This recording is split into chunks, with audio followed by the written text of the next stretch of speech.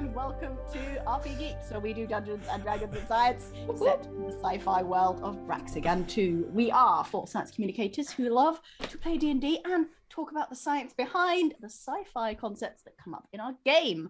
Allow us to introduce yourselves. Ourselves. I looked at you and I was like, good job. Shamini has been drinking all day. Yeah. Shamini's out. I'm Shamini, in case you couldn't tell. I use she, her pronouns. I enjoy wearing clothes, among other fun hobbies. For podcast listeners, that's going to be totally out of... It's important to know. Yeah. Yeah, it's just a fun fact about me. Simon. Hello, my name is Simon. I use he, him pronouns. I too enjoy wearing clothes and other human things.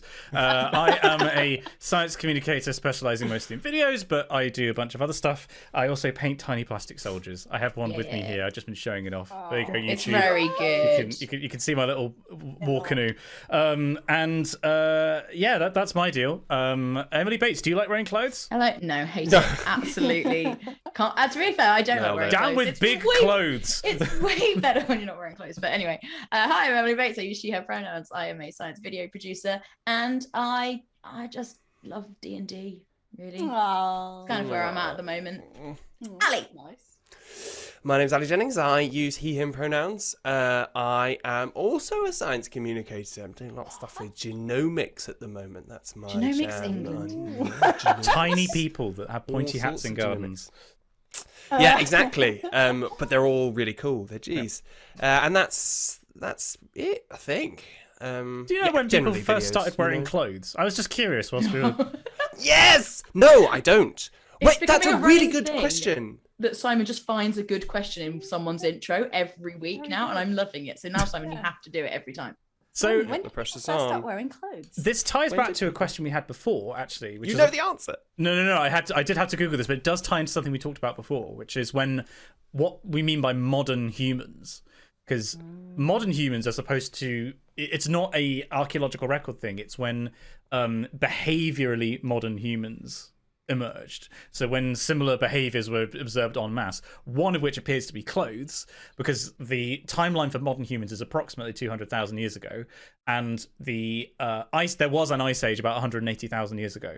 So you can sort of conclude that it's almost certainly... Clothes cause the ice age. Yeah, that's big clothes once again. Big.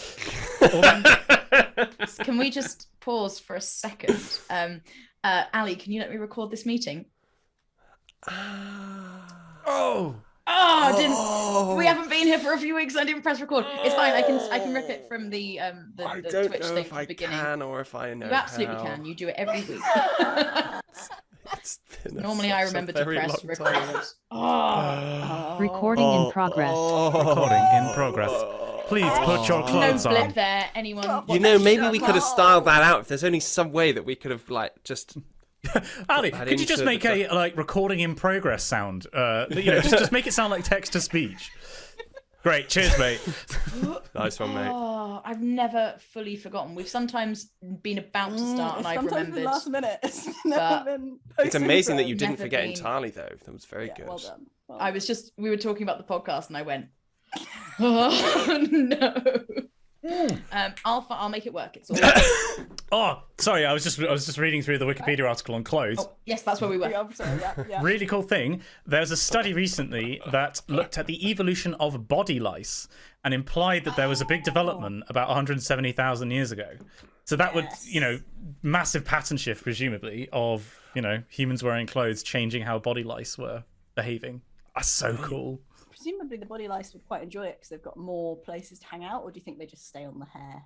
Well, I assume that they like it more because it's probably better insulation for them, and they're hidden because people would not change their clothes as frequently as we do Gets now. sweatier. If you're not a Redditor. If it was Bacteria. colder, then they would...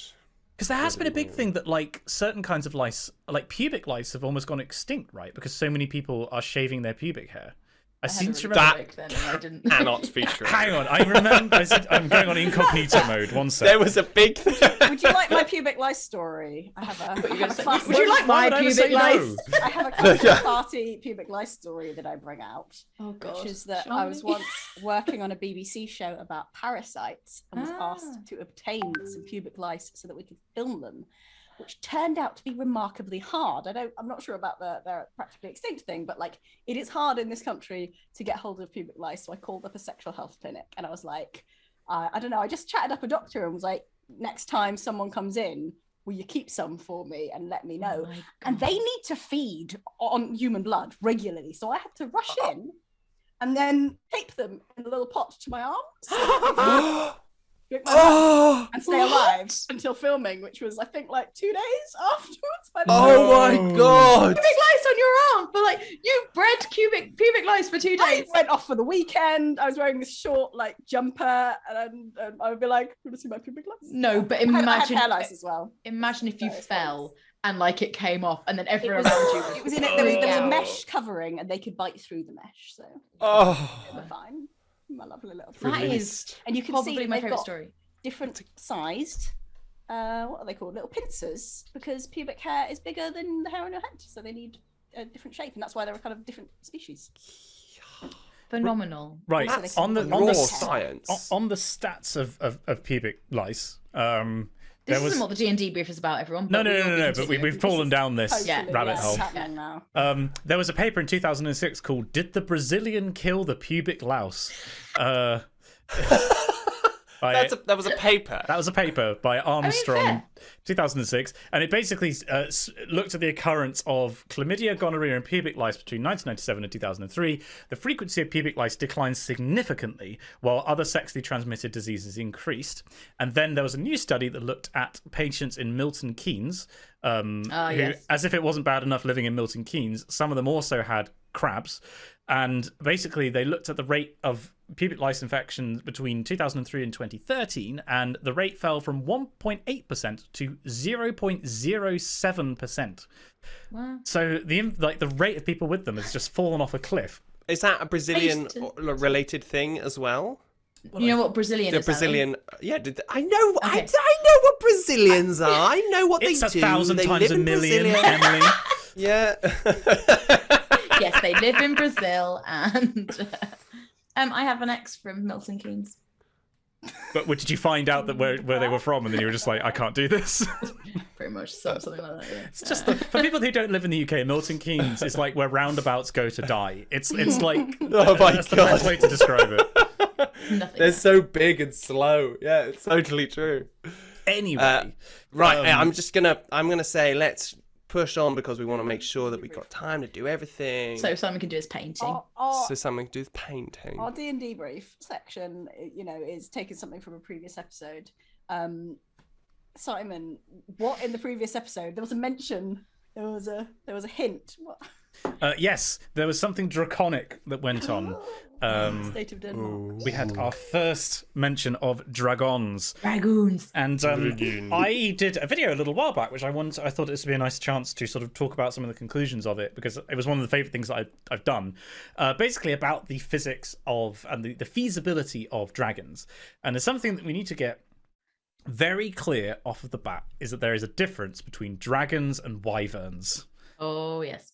So Number of legs. it's the number Eggs, of right? legs. They have the good legs. I like wyverns. They look a bit off balance. And but what's they're- How does everybody know Worm. this leg fact? Do you not know what a wyvern is? I think I watched Simon's video, and I think that's why I know the leg fact. So, Hopefully. And is that crucial to their aerodynamic kind of? Well, no, it's crucial to their biomechanics. So dragons have 4 legs and wings. So it's like when you think of Smaug from The Hobbit, that is an example of a dragon. Whereas a wyvern has 1 set of legs, and then its front limbs are its wings. So that's like the dragons in Game of Thrones. Not dragons. It's like a bat. They're wyverns. And that is the key thing, is because right, where to start with this? So any appendage is obviously connected to the superstructure of the body, otherwise known as the torso for you biologists out there, by a certain set of muscles. And for our arms, those are connected to our pectoral muscles, for example, at the front. Pectoral muscles are the primary flight muscles for bats and for birds. They're the big, the big slabs of muscle that drive pulling your arms down. And that, wyverns basically just take arms and turn them into wings, and so they have all the same muscles connected up. That makes sense. Dragons, on the other hand, expect the body to have muscles connecting their arms and their legs, and then a new set of mystery muscles on their back where their lateral muscles and their trapezoidal muscles would be, and instead power this new set of limbs. And it's one of these things that, like, if you're looking at the physics and science of something that exists in fantasy, it's obviously this doesn't exist in the real world. But hang on, where is that audio coming from? We can hear it. Sorry, there's some computer sound. I hear nothing. No, that's your end, Si. Yeah, it's my end, but I don't know where it's coming from. Can anyone watching the stream hear? Yeah. Oh, no, that's not it. Hearing. Strange. What have you done? Just being furiously text messaged or something. No, it's almost like there's a video or something playing in the background, but there's not. Have you got your Twitch sound on or something? Is it replaying? No. They're not hearing anything. That's weird, because It's you, Simon. That's weird, because I'm seeing, unless it's just like being very. I think what's happening is it's like overemphasizing how much noise there is in the background of the Zoom call. So what it looks like a bed or something, but it's actually just like low-level rustling and stuff like that. Sorry, Doing a lot of kind of shifting around. Yeah. Sorry, I just panicked because I thought I had a Scratching. tab open with music or something. Anyway, sorry. What I was saying was, you're looking at the physics of something that happens in fantasy. So obviously, it doesn't exist in the real world isn't really like a good argument against it. But we have. Wait, are you saying that there is nothing in the real world that exists which has 4 legs and some shit on its back, Well, insects do. which it can move? So Insects are the only ones Insects. whose wings are like on their back and not basically from Yeah. from coming Yeah. from their front. But that has a totally different does that physiology from dragons, which you can imply are vertebrates, right? Like, Are they? Maybe. Surely. Well, so what does the musculature of the wing of the beetle, the humble Yeah. beetle, pull against? Well, how does that work? I don't actually. I don't even imagine bugs with muscles. I don't think bugs have muscles. I think they work on a set of hydraulics. Yeah. Spider's legs is Yeah, hydraulics. because Oh, we had yeah. Spider hydraulics. Do before, bugs have although muscles? That's only Ah, hydraulics in one direction. There we go. Bugs, muscles. So then they do have muscles. Interesting. Oh, weird little bug muscles. Ooh. Cross section of a fly. I didn't want to see that. That's grim. Anyway, well. So actually, that is an interesting counterpoint, that you do have something that has wings on its back and then 4 legs. It's bugs, but dragons don't look like bugs. They look quite reptilian. Yeah, they are. Yeah. They're reptilian, and the 2 examples that we have for flight on Earth are basically birds, which are of course which are reptiles. They're descended from reptiles, and then bats. You know, you have stuff with feathers and stuff that has skin between fingers. So And pterosaurs, I love my pterosaurs. yeah, so Yeah. and these are extant face. species, of course. It's a bit more difficult to speculate on what past species were like, because obviously when we think about dragons, they are normally really quite big, and that naturally that leads to a comparison to pterosaurs, which I actually had the stats up for the largest wingspan. I love the way you keep saying stats as though, like, you've got all the strength. stat block. They're not Yeah. very wise, but they're surprisingly charismatic. Amazing dex. So I believe Is this Quetzalcoatlus? Is that what we're looking at Quetzalcoatlus here? had a wingspan of approximately 10 meters, so it's like a light aircraft. Fuck me. That kind of size.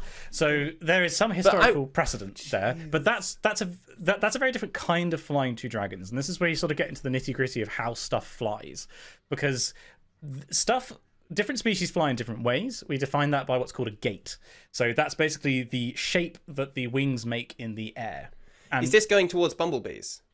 so bumblebees have a specific like figure of 8 kind of gait, whereas something like a falcon has like a specific flapping motion, whereas an albatross is like a soaring motion. And you can define how a bird, how a flying animal generally flies based on 2 numbers, which is the aspect ratio of its wings, so how wide they are compared to how long they are, and the load of the wings, so the mass per square centimeter of wing. And you put those two on a graph, like a two axes, and you can see where different species are, and they cluster together based on similar characteristics. Like swifts and albatrosses are like very similar; they're oceanic soarers, whereas something like a hawk or something would be what's the example? What's the high-speed hunters is what they call them. But there are really cool names for this kind of thing. So you can you have to when you're looking at a fantasy flying creature, you have to consider how it is flying, what niche it is occupying. Somebody asked us... Hold up. Wait a second. So you're talking about the niche, right? Yeah. Are you saying that...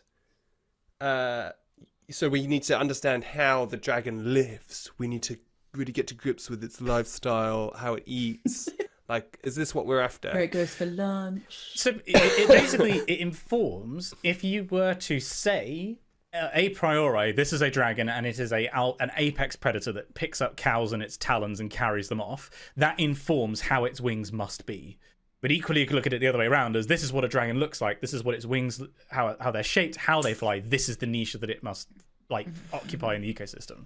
Do we know if, from all the dragon lore out there, right, are there lots of different kinds of dragon wings, or is there one generic sort of kind? Because I've got one in my mind which looks a bit sort of vampire batty, but it's not like that's the most common, isn't it? That like a hippogriff has full on sort of eagle wings. So I'm going to take a detour just briefly. So on the subject of eagle wings, so basically, for this video that I did, I specified looking at those high speed hunters and like eagles and stuff like that, and what you can do is plot their wing area versus how massive they are. So in other words, how big the animal is, this is how big its wings need to be in order for it to fly.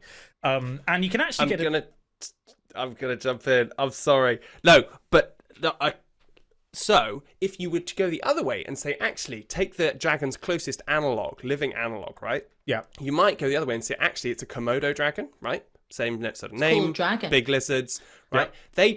They are not. They don't have wings. They're not hunters in that. They're not apex predator hunters, right? They're basically ambush predators, and then they also just sort of they just wait for their prey to die after they've poisoned it, and then they just sort of carve it all up. Yeah, dragons aren't real. But I'm saying if you were thinking about the dragon which fucking bombs out and takes a cow, cows aren't going to move very fast. It seems to hold more in common with the cow hunting Komodo dragon, which would basically just sort of flap around like an albatross, waiting until it saw something which looked a bit sort of peaky, and then just land next to it and hobble over to it and just take a chunk out of it. But you just said that Komodo dragons aren't like dragons. Wait, no, I said the opposite of that.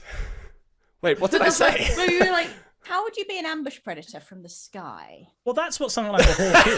It's like a bird of prey. Yeah. Like a kestrel. Yeah.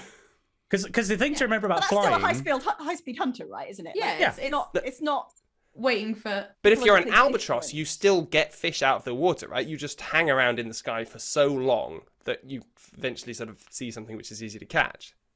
Yeah. You're not a high-speed hunter. But, from an energy perspective... you have to remember that flight is incredibly energetically expensive. You have to get so many calories into your body in order to move yourself via the mechanism of flight. If you're occupying the ecological niche where you are just going to, ambush cows and stuff like that, you're probably not going to need the wings in order to do that. That role will be more efficiently filled by a creature that is like a Komodo dragon and just slithers. You land next to it and it's like, hey mate, how's it going? This is my 50th cow of the day, and I'm like a hummingbird. Whereas I'm just slithering around on my belly like I'm one a week. It's much less stressful. Okay, I see. So, all right, okay. Let me divert back to this slight tangent that I was going on. So birds, because basically there are the two forms of flight, right? You've got birds and you've got bats. Bats are definitely the closer analog to dragons. The birds, however, you can do this interesting calculation where you have this graph of how heavy the bird is and how big the wings are, and based on an average wing aspect ratio, you can calculate for a given mass of bird how big the wings would need to be. So I, for example, if I was a hawkman like Brian Blessed in Flash Gordon. I weigh approximately 84 kilos, which means that my Brian wings Blessed weighs way more than 84 kilos. my wingspan would need to be approximately 6 meters. Oh, wow. For you to be a hawk. Yeah, for me to be able to fly like a hawk and ignoring all the musculature stuff, that's how big the wings would need to be. Can you imagine, like, living in a place where Brian Blessed would occasionally drop from the sky to devour the energy he cow. needed to live? Look out below! But where I was going with this was, if you're a large mythical creature, you probably my approximate reference here is you probably weigh about the same as a horse, which is approximately 1 ton. Like very roughly. Is a ton? Sorry? Does a horse weigh a ton? A horse doesn't weigh a ton. How much does a horse weigh? Like, does a An horse elephant weigh weighs a ton. Horse weight. There's no way. Okay, 300. Ton? Okay, right. Question mark. Okay, right. So for a horse, that's 300 kilos. So let's Yeah, not a ton. Yeah. let me plug that into my spreadsheet. So Still not a ton. What an average horse. a 300 kilogram animal would need a wingspan of 11 meters in order to get it off the Okay. ground. Oh, God. And oh, dragons no. are Right, more this than is your 300 Quetzalcoatlus. kilos. Yeah. Yeah, so that's approximately Quetzalcoatl. If you were, let's say you were a dragon, let's say you weigh 10 tons and you were trying to fly like an eagle. They might be really But nice. who says you would weigh 10 tons? I That's feel the like that thing. any flying thing would be light, right? Yeah. Well, if you were a 10-ton dragon and you wanted to fly like an eagle, you would have a wingspan of 62 meters. That's quite a lot. That is big. But this is where now I'll divert back to my point about bats, and this is I'll try and wrap things up here rather than go on forever. So the like if you look at wings in the natural world, birds' wings don't look like dragons' wings because they're totally different. Like a bird's wing is its arm Dragons aren't real. because dragons aren't real, but because birds' wings are arms with quills stuck into them that are the feathers. Like that's a bird's is an arm with feathers. A bat is a hand with skin between the fingers. So the Latin for bat species is Chiroptera, which literally means hand wing. And so you can look at these huge species of bats. Does anyone happen to know what the largest bat species fruit is? bat? There's a species of Flying fruit bat, fox. yeah. Yeah. Something flying fox, an Andean flying fox. Wait, because It's the golden capped fruit bat, I believe. I think it's Golden known by a couple of different names. And if I get the reference here, I did have the figure up for it. While Simon finds this, podcast listeners, you've been missing out on some fantastic mime that we've been doing. I've throughout been this trying to ignore it. Flapping. We've been doing quick flapping. We've been doing slow flapping. We've been doing hand flapping, and that's why you should come and join us on Twitch. So the giant golden crowned flying fox, also known as the golden cap fruit bat, is a mega bat. That is the technical term. Nice. And Like in Digimon. it has a Megafauna. wingspan of wingspan is approximately 1.5 meters. So Nice. it's a bat. Nice. Jesus Christ! Wow. Yeah. Whoa. Whew. Big. They're bog, Big boys. and they weigh about 1.4 kilograms. Oh, what? Tiny! Oh, so sweet! I want to hug one. It's like being attacked by a bedsheet. I mean, if you Google golden crowned flying fox, I think they're very pretty. They look like foxes with giant wings, basically. But that's a penis. That's one of the top pictures that comes up.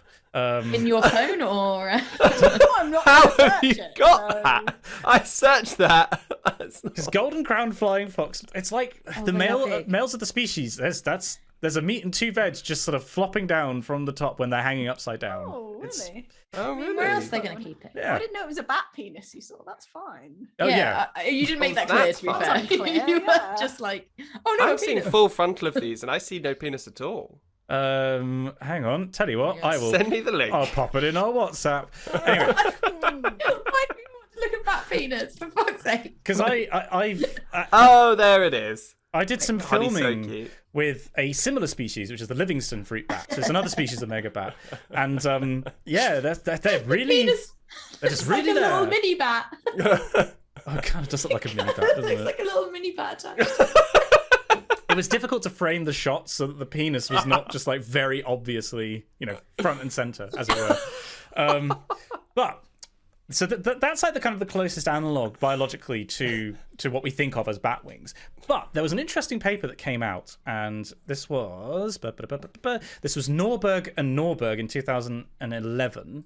And what this paper basically did was look at how the body mass of a bat correlates with the loading on its wings, so how much weight it can support when it flaps its wings. But also, as the body mass increases, physiologically, how quickly can it beat its wings? Because the larger it gets, mechanically, the wings beat slower. Snapping its own bones. And, you just can't move them fast enough, basically. And there are these two curves on this line, two lines on this graph of how big the bat gets and, the loading and how frequently the wings can beat. And they intersect. And they intersect at a body mass of approximately 2 kilograms. Beyond that point, bats, if they were to exist at a larger weight, their wings could support their weight, but they couldn't beat their wings fast enough in order to fly. So that means that 2 kilograms is like the theoretical maximum for how big something could be and fly like a bat. Yeah, but I guess they could run and like jump off a cliff and then just glide. That's the thing. Like if Can you imagine, like, which is all why these It's dragons really chunky just little bat hanging like, out at the top of this cliff? You're like, so that's one of the reasons I believe why paleontologists think that larger pterosaur species had to do that in order to fly, because it's again similar biological sort of system. Interesting. But what that means is the golden crowned flying fox even is almost exactly that mass. So bats are about as big as they can possibly get. That's nice to know. They've kind of. optimized, you know. But it does mean that if, we're saying that wyverns are expected to fly and have very similar wings to giant bats, they can't be bigger than bats. Otherwise, you'd have to change something about how quickly they can beat their wings. So you just saying we can't have wyverns in our game? Wyverns make more sense than dragons, but... Okay. But they have to be tiny. They would have to be very small, very cute, like kind of the season 1 or 2 dragons in Game of Thrones. Oh, Breathing fire, methane sacs. I don't know. Methane sacs. how dare you? But This is not. You have not answered the question, Simon. How are we making it work? Just giant wings. Well, no, we don't have to, because so We don't know far, anything about those dragons. Yeah, we've Yeah. had a Oh, that's mention true. in the campaign that there are beings, like huge, distant alien beings we Yeah. don't even know. But they're really all small. Known as dragons. Maybe And they are. maybe We have they're no maybe idea. they're ambush mechanical. predators. Maybe they're not a biological being. Maybe they're mechanical. Or everyone thought they were really far away, and actually, they were much closer than they Which is thought. really close. Yeah. Look at that! But look at that dragon up in the top of the atmosphere, and it's just like flying over the rooftops. Have we, God, it's moving so fast. Have we considered? So we did get a question of whether dragons are scavengers or not, or partially scavengers. So, like, are the wings just for show? Are they just like Vestigial. lumbering around like a Komodo yeah. dragon? just being Vestigial like, "Ooh, a dead wings. cow! I'll eat that." Yeah. I Or they mean, flap them to kind of intimidate people. It's like a sexual display. maybe. Yeah. Like a intimidating sexual display. Yes. that's the thing. woof, like I have a roars. really cool dinosaur fact that I can't tell you because I'm under an embargo, and I will talk to you about it. I will talk to you about it when I can. Dino Okay, secrets. okay, Dino well, wait. secrets. Don't forget to tell us the dinosaur. I might forget. Because again, like I'm not aware of. I'm pretty sure bat species are either insectivorous, they're small, or they're fructivorous. But when they're big, they just literally just fucking crash into the tree, and it's just like, hey, I'm just gonna start chomping down on stuff. But like I filmed these Livingston fruits bats. They're about the same size, and they are amazingly graceful when they want to be. But they were in this giant. It's very cool. This was at Durrell on Jersey, and they had this huge enclosure that was like a big polytunnel. So they had lots of space to be able to fly down, and it was really graceful when you could see them fly down the length of this tunnel. But when they wanted to land, they would just kind of like just go spread eagle and splat. If they do, they into just the go like webbing. ah. Yeah. And, they're really good at turning though, bats in midair, aren't they? They're really good when they're about to land. They can do a really cool little like woof. They're and, more like, maneuverable to than get their legs bird up. species. to get their legs Hang into the right place. upside Yeah. down. Boom. Yeah. There was also a paper. Very good show. I don't have a reference to hand that was that said that in terms of non-gravity assisted flight, so falcons and stuff don't count, bats actually are faster. The fastest speed recorded of a flying animal is actually a bat rather than a bird. Oh. Suck it, peregrine falcon. But that may have been, I seem to remember there was some drama with that, because it was like the bat method versus that they the were bird. using. Bat lobby. Yeah, big bat. Big bat. Which, as it turns out, isn't that big. It's Oh, about no, 2 it's quite kilograms. big. Oh. I mean, still, if one of these things landed on, you'd know about it. It's like a 5-foot wingspan, 2 Would kilogram you bat. it would just feel like a heavy leaf had fallen on you, and then you'd look over, ah! You know how in D&D you have the rug of smothering? That could just be a giant bat. Well, the grim thing that I was told when I was filming with these things was, so bear in mind, these bats have like a 4 or 5 foot wingspan. They fly almost completely silently. And then they were like, by the way, don't let them get close to you because, we think a bunch of them, was it herpes they had? Or was it rabies? They had rabies, and so it was just like, don't let them get. Experimental bats in the. No, it was something just like it was a thing that apparently happens in captivity with bats. Like they just passes Rabies around. would be a very bad thing to be even on Jersey. I feel. Yeah. I feel that would be bad. Is there rabies on? You sure it wasn't endemic in herpes? Jersey? I Their penises, little mini bats. Flopping flying around. Wasn't it? It was all like the bat I can't diseases. remember. Don't nobody go near bats or get bitten by bats. but they're adorable. They're cute. Their little faces are so cute. And they're essential to the ecosystem. They do a great job pollinating stuff that insects don't want to pollinate, and they're just lovely. into it. Yeah. So big And bats if you are add an friends. E, it says baits. Something I just realised because someone amazing. said bats Yeah. in the chat, and I was like, Bats. "No, I've got an E in my name," and I was like, "Oh no, wait." You're talking about bats. Right. Otherwise anyway, sorry. So there we go. Bats are friends. Wyverns, not Not food. dragons, as long as they are like quite small. Don't catch rabies. Thanks for least coming to my like- TED talk. Thanks, Simon. Okay, let's do it. Let's take a little break and then come back for the first installment for like 3 weeks. It's going to be amazing. There's a lot that's going to happen. Right, we'll be back in a couple of minutes. Don't go anywhere or do I'm Not a Cop. good. We'll see you on the other side. Hi everyone. Welcome back. Hi, welcome back. Back! We know what we're doing here. We are very professional, and we have come to deliver unto you the professional Dungeons and Dragons part of tonight's episode. So it is time, I think, to introduce our characters. I believe, is that what happens now? Yeah. Yeah. It's been a while. Like, cool, great. I shall begin. So I am playing Tenebris. Tenebris is, in D&D terms, a drow sorcerer, which I love because in sci-fi terms, she is evolved to live in underground, far from the sun, and has sort of mysterious inherent powers that we're not quite sure where they came from, but they're weird floating tiny microscopic creatures everywhere. Oh, have something to do with it. It's great, and I'm very excited about it. And Tenebris uses she/her pronouns. Simon. Hello, I play Uriel. Uriel uses he/they pronouns and is a dwarf monk. May not look it, because that's in our reskin. Uriel is a cybernetically enhanced human who is longing to join the purity of the blessed machine and is not doing very well at that. 1d4 damage from his arm at the moment. We'll work on improving that. That leaves, however, the far superior being of Emily Bates and her character. Indeed. I play Infinite Sky 6000, who is a robot. And in D&D terms, she's a wood elf druid, but in our terms, who would know? But in our terms, she is a terraforming droid thing. And she's just found out that she's like 1600 years old. So You look great. thank you. And yeah, she's had a bit of a bombshell that she's maybe been on this planet for like over 1,000 years and doesn't remember any of it. What have you achieved in that time? Maybe made the whole world. We don't know. Don't remember any of it. Okay, that's true. Yeah. Maybe lots. Okay. Yeah, maybe lots, maybe none. My dad did that once when we went back to a pub. Terraformed the whole planet.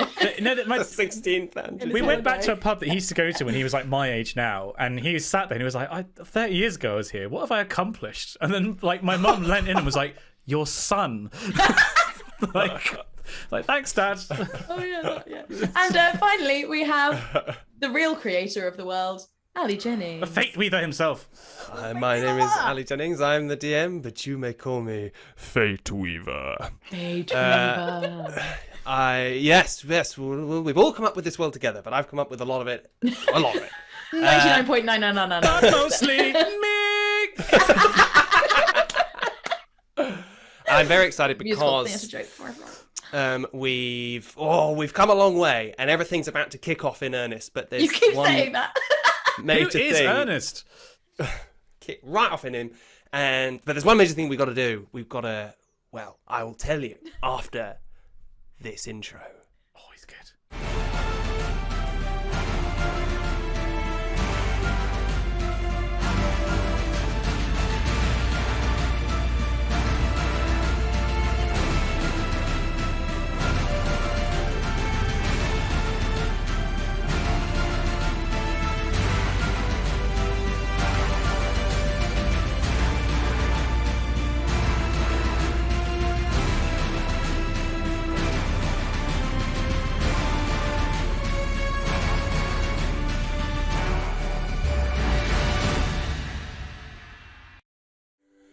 So, where were we?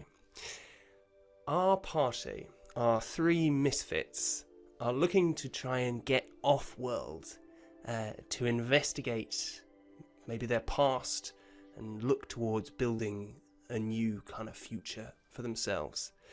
But to pay for their trip in the currently difficult situation that the planet of Braxigantu finds itself in, they have taken a job with a certain Obadiah Hogg, who is Chief of Security for Delphine Lebrun, a powerful mover and shaker in the town of Lansdowne Port, where you find yourselves. You have to be at the Lebrun compound in Newtown by midnight of 6th day.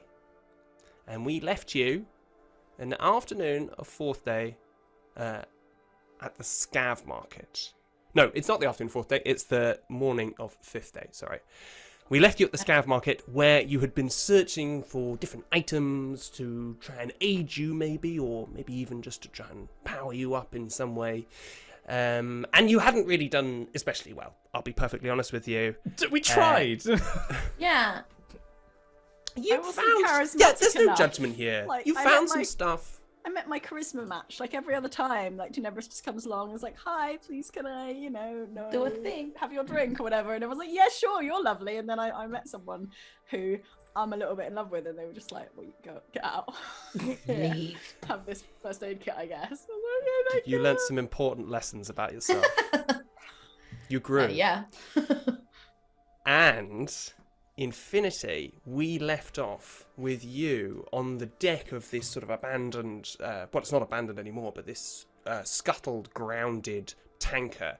And on the command deck had been refitted to be a kind of workshop where mechanics and people with knowledge far beyond anything that you would know now are refitting androids and fixing them and helping them, and you have gone there to try and find out about your past, about why you can't remember certain things and why you're feeling emotions. And you were tended to by a small man in a waistcoat with a bulbous nose and a strident accent. And he revealed to you, after inspecting you, that you are indeed thousands of years old. Much, much older than you could ever have expected. And that your company, your very reason for living, had long since dissolved in the mists of human history. However, he did manage to help you. He sold to you a drive on which was the modern druidic language that you had so far fruitlessly been unable to communicate with. You paid for that with some help from your friends when they finally caught up with you, and downloaded it. And here you are, stood in the midday sun with the birds moving around you.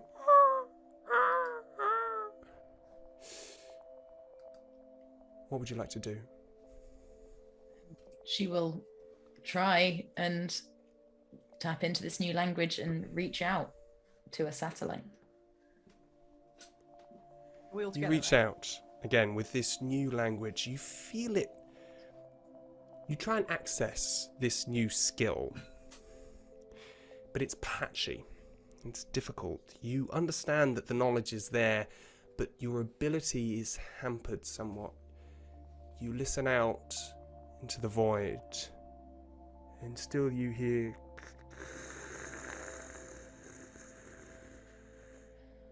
and then a voice, just a shadow of voice. Come, old one. I can hear you. Where are you? You just get static back. Right. Infinity, can you talk to the satellites now? Yes, I think so. Great! How are they? How are they doing? Oh, they just fall out of the sky, they just or are they asked me to okay? come find them. So Really? That's so cool. Are they Yeah. like your friends? Like, are they like gonna be new friends now? I don't think they're my friends. No. Okay, you have friends anyways. That's cool because I was gonna say like Right. it'd be weird if you got new friends when you just got these friends like us. Obviously, like us. Like, why would you need more friends? You wouldn't. You have us. Yes. I've got you two. Yeah. And with that, Do we all meet up again? Sorry, I thought that we were. you are Yeah, all we- together at this point, yeah. Right.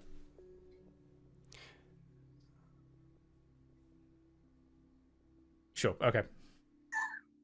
And with that, you all leave the scav market, and you Oh, spend. I was supposed to buy some more things. Can we come back later?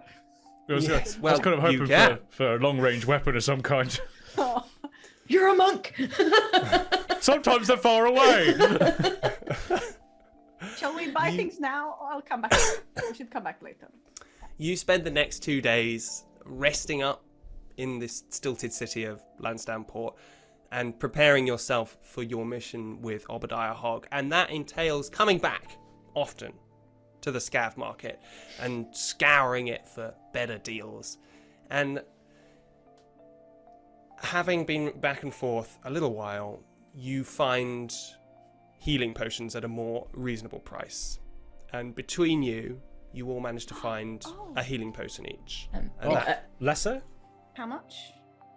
that costs you 75 each, so Can someone pay for 225 Infinity? gold Okay. overall. I think Infinity probably goes along, but doesn't really say much, talk much, Oh, do I much. can't- She I probably can't just afford- stands and stares at a lot of out at the sea a lot and up at the sky a lot.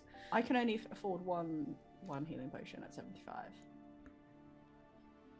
By the way, we're supposed to be buying healing potions. Uriel, Yes. do you have enough money? I've only got 90 odd gold. I need to sell the sapphire that I've been holding back. You've got that other card though, right? Oh yeah, Abel's. true. There is another card, and I don't know what's on that second card. Well, you tap through the money that you have, and then you chance it with this second card and tap it, and it does contain enough for that third healing potion. So is that sorry? What kind of healing potion is it in D&D terms? These are all standard healing potions. I can't remember. Just a regular one. Yeah. healing potion. Which, let me just double check on that. That is. And we're all taking one each, yeah? Everyone's going to hold their own one. These are my nanites. There are many others like them. No, but So that- I'm just asking you two. Are you both? We all going to take one, or are we going to give yeah. two to me, or like what we? Yeah, That will be 2d4 plus 2 yeah. healing whenever you take that. 2d4. And obviously you receive it in that sort of gun, injector gun, with the little glass tube at the back, in which you can see the grey powdered nanites just sort of sitting and swaying back and forth like sand before they're injected into you and actually take on their healing properties. Over the 5th and 6th day, you feel the excitement start to build in the city. You start seeing decorations for the festival of the Jour des Sorciers appear around the town. Over the streets, you can see hung huge flamboyant heads of various, what looks like fey deities. And they're all kind of made from, like, bits of garbage and sort of papier-mâché paste and foam structuring, all sort of stuck together in a ramshackle way, but with very defined, clear features, sort of glittering eyes and multicoloured hair sort of bursting out from the top of their head. It's a fade. Sorry. And they sway slightly in the sea breeze that comes in from across shore. There's gangs of cybernetically enhanced halfling builders who are constructing these great walking platforms that are balanced on these kind of spindly legs, walking. Well, they're not walking yet, but they're stood still over the roads. So like 3 stories high with these platforms on the top, and you can see that these halflings working out dang, dang, dang, dang, dang, dang, dang, boom, boom, boom, boom, boom, as bits fall off and shouting and calling to each other. And the sound of music and laughter is becoming constant. There's like rangy swamp dwellers trickling into the city, bringing their own kind of different form of blues music, some sort of strange swamp creature instruments that they've got. One of them you can see is actually playing an actual creature, which it's just punching in various different parts of it and making strange Like a bagpipe noises. Yeah, like a living bagpipe with teeth. Like Under the Sea from The Little Mermaid. Oh yeah. Like that whole orchestra. Carpet play the harp, the bass play the bass. And as this is happening, you're seeing that the rich and the more boisterous residents of Lansdowne Port are coming down out of Newtown to join the hoi polloi in this kind of dancing and merriment. And the air is rich with spice and perfume, and the senses of everybody gearing up for some huge release. I know exactly what you're Googling, Simon. What's Simon Googling? It's from Greek. I didn't know where it was from. Hoi polloi. Hoi polloi literally means the many in ancient Greek. I saw his face go, ooh, to Google. So, as you build up towards your rendezvous with Obadiah, is there anything you would all like to do in your last 2 days? Infinity will do very little other than sit and stand and stare at sky and sea and not a lot. Like that meme of Pablo Escobar. Mm-hmm. When all of your friends died 1,500 years ago and you're just there, like, staring off. And Empress is going to do that thing where she's just going to like come up next to you and just like look out to like see what you're looking at. What is it? I just like the sea. Oh. Yeah, it's okay, I guess. Yeah. It's kind of big, huh? Yes. Space is bigger though. I mean, yeah, I guess. Well, yeah. What? Just, there's so many things out there, isn't there? Really? Where? In the sea? Everywhere? Yes. I think there are a lot of things, yeah. I would have thought so. Ecosystems. Yeah. DnDebrief, I think I'm really old.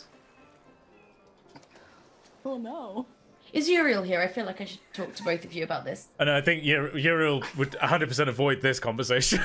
You don't know the conversation. Yeah, No, yeah. it you're involves just, like, wandering somewhere. a casual conversation with no clear objective.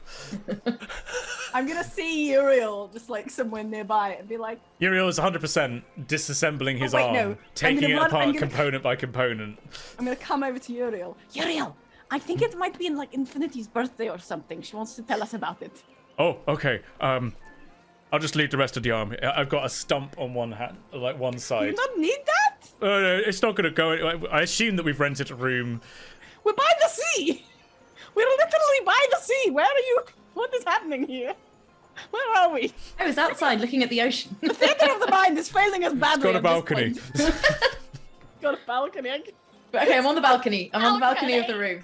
He's gonna come clumping out with one half of his arm missing. Since the room absolutely did not have a balcony, you basically smashed through one of the walls. No, we haven't done that. We haven't done that.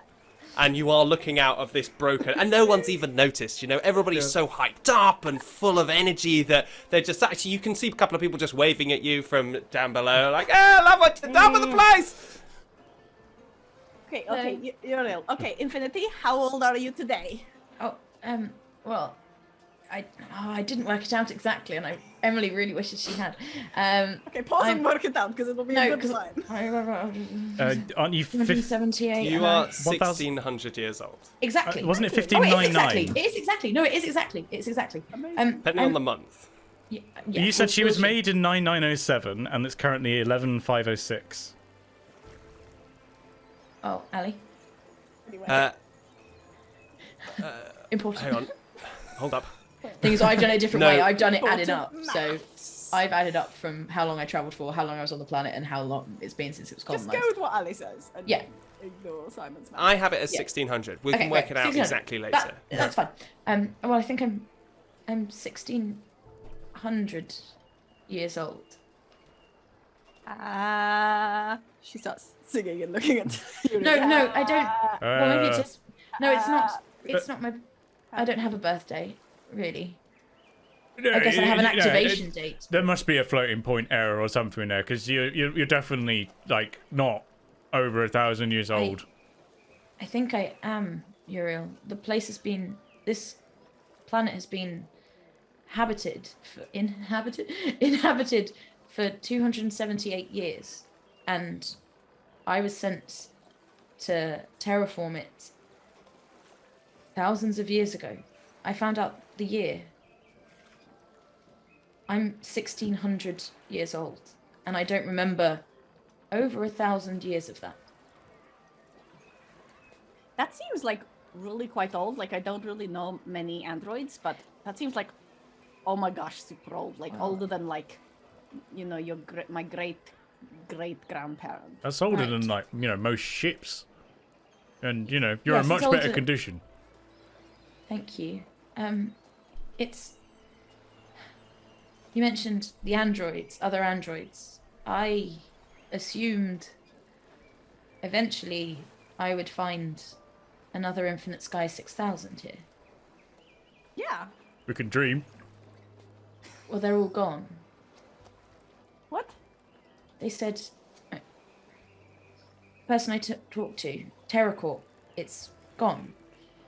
The people who created me are gone. The people who were created alongside me are gone. Right, hang on. Wait, it's 1,600 years ago. So sure, those people are going to be dead. But like, something's got to happen to TerraCorp. Like, the company's got to be somewhere. They dissolved it. Did they dissolve all your friends? They'll have been terminated. Why didn't they dissolve you? Maybe they tried to. Maybe they broke your brain with the acid. Right. I was going to find them, and I was going to show the other androids what this is like. I thought I could help them.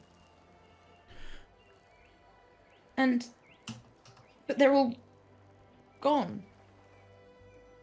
I mean, they're all supposed to be gone. You're supposed to be I'm gone supposed too. No, you're not here by mistake. Like, there's no way that you have just as much a reason to be here as we do. I don't think that's true.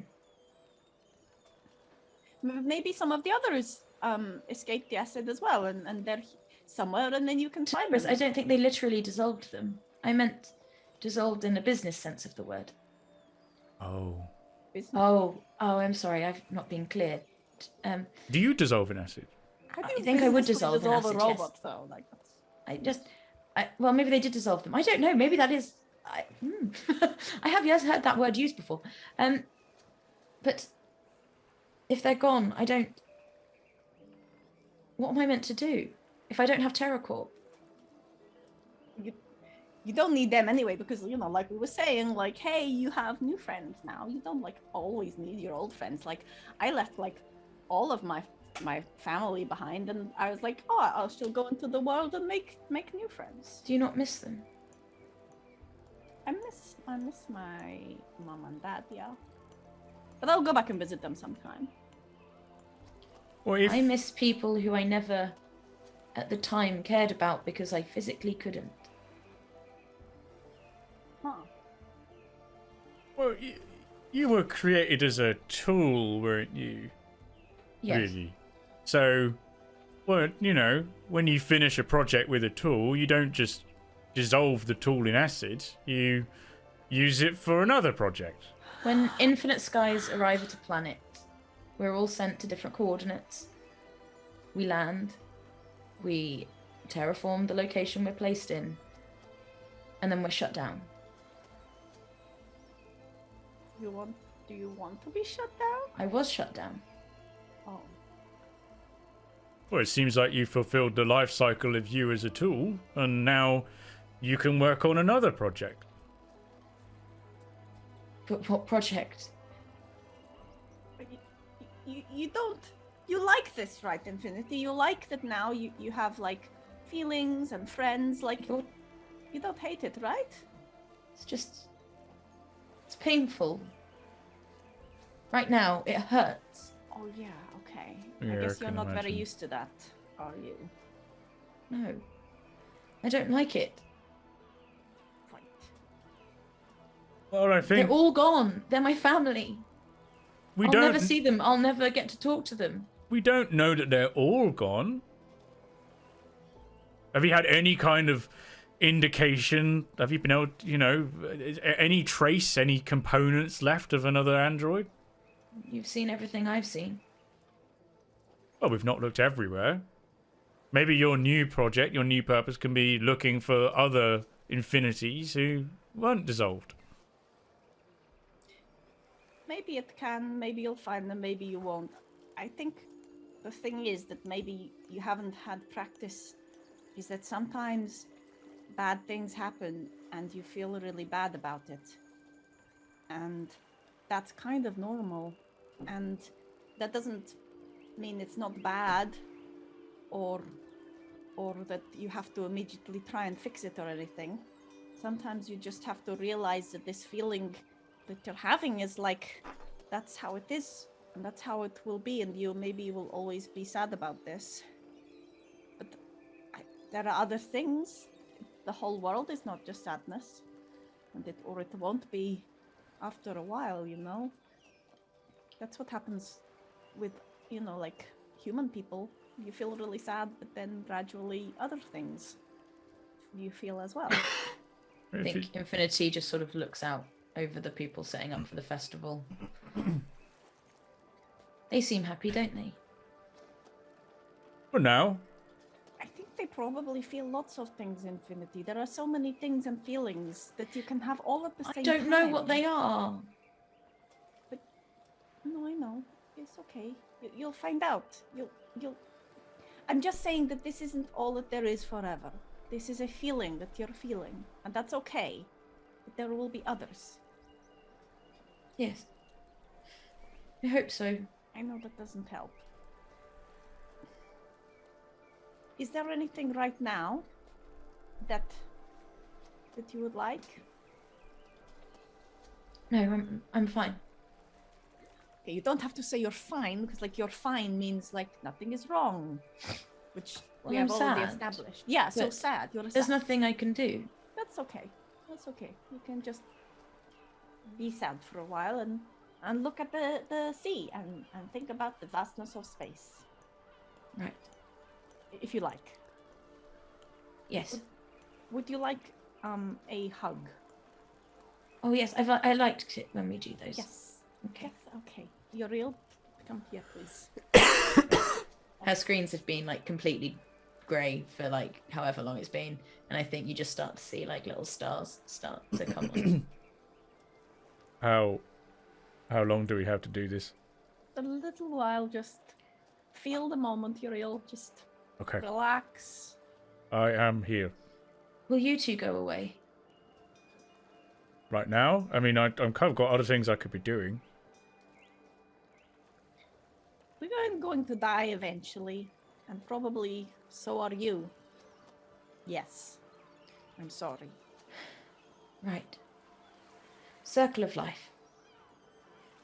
You all three hold each other, looking out as the sun starts to set on the 6th day. I really do need to put my arm back together, though. It's quite weird seeing you without it, actually. I feel a little bit naked, I won't lie. Okay, Put that's some enough. arms on Uriel. Go God! go on. It's fine. That's fine. We're done. Underneath the music from the streets, getting louder and louder, starts to drift back into your consciousness. Infinity, you stare, looking out at the thin line that separates the sky and space from this world. All three of you, Uriel with your arm back together again, Gleaming. you leave your room at the Horn, push your way past through the bar, which is already full and bustling with people shouting, talking. You wave goodbye to your friend the barman, and Did we put the wardrobe in front of the hole in the wall? Wait, is this it? Is it midnight? Are we going? it is approaching. Oh, it is crap. approaching that time. Okay, Is- very quickly. Like, I don't know what day it is. We keep jumping. But right, okay. So I have already, but in these 2 days, I have made some purchases that I will reveal in a moment. Ooh. Excellent. Infinity, Uriel. Okay, before we go on this job, because I don't know how quickly we might get the money and then buy tickets to space.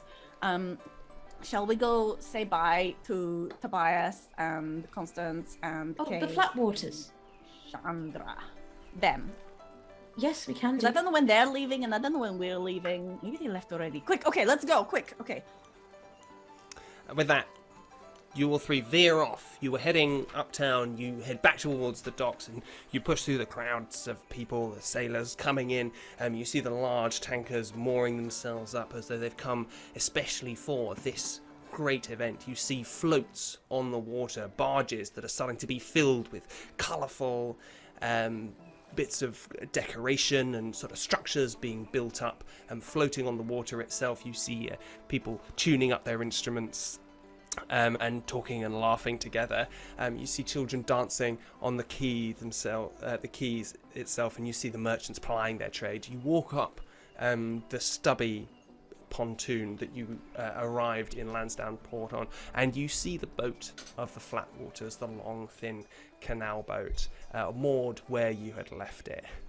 And on the deck itself, you see Tobias Flatwater, short, dressed in the same coat that you had seen him before, welding, with glasses on the top of his resting on the top of his head, scrubbing away at the deck of the boat and humming a little ditty to himself.